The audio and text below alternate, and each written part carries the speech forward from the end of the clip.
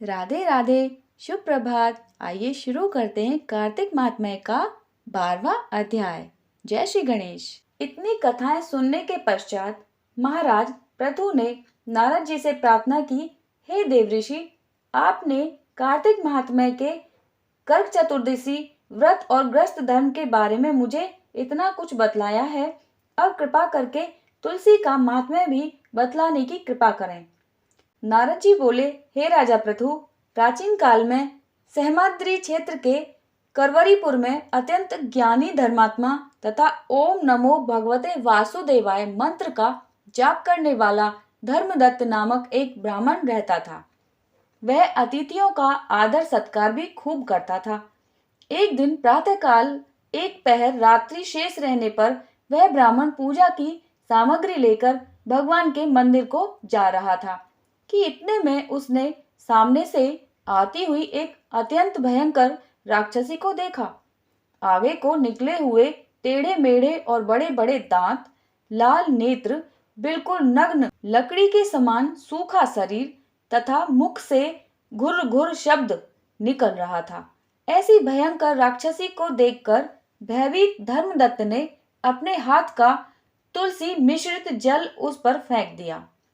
जल में मिश्रित तुलसी दल शरीर पर पड़ते ही उस राक्षसी के समस्त पाप दूर हो गए और वह हाथ जोड़कर धर्मदत्त के पैरों पर गिर पड़ी। तब धर्मदत्त ने पूछा कि तुम कौन हो और किस पाप के कारण इस दशा को प्राप्त हुई। अपने पापों से मुक्त हो चुकी वह राक्षसी कहने लगी, सौराष्ट्र देश में भिक्षु नामक ब्राह्मण की मैं पत्नी थी। मेरा नाम कलहा था। मैं न तो अपने पति से मीठे वचन बोलती थी और न अच्छा भोजन व फल ही खाने को देती थी। इस व्यवहार से दुखी होकर जब मेरे पति ने दूसरा विवाह करने का निश्चय किया तो क्रोध में आकर मैंने विष खाकर अपना शरीर त्याग दिया। इसके बाद यमदूत मुझे बांधकर यमराज के पास ले गए। वहां चित्रगुप्त जी ने मेरे अच्छे बुरे कर्मों का लेखा जोखा किया।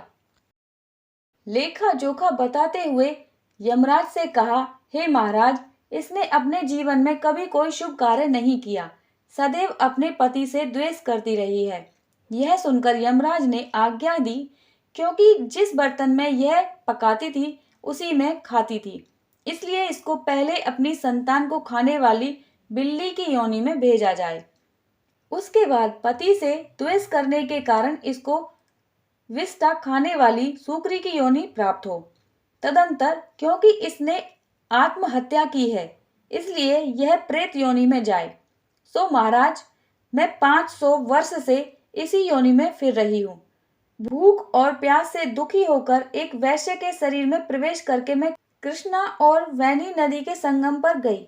जैसे ही मैं नदी के तट पर पहुंची, विष्णु के दूतों ने मुझे वैश्य के शरीर से निकालकर बाहर फेंक दिया। वहां से घूमती फिरती मैं आ रही थी कि आप मिल गए। आपने तुलसी मिश्रित जो जल मेरे ऊपर फेंका है, उससे मेरे संपूर्ण पाप नष्ट हो गए हैं। अब कृपा करके इस प्रेत योनि से मेरा उद्धार कीजिए। राक्षसी से सारा वृतांत सुनने के बाद ईश्वर भक्त ब्राह्मण धर्मदत्त ने कहा, तुमको देखकर मुझे अत्यंत दुख हुआ है। मैं जानता हूँ कि तीर्थ, व्रत, दान आदि सत्कर्म प्रेत योनि में नहीं हो सकते।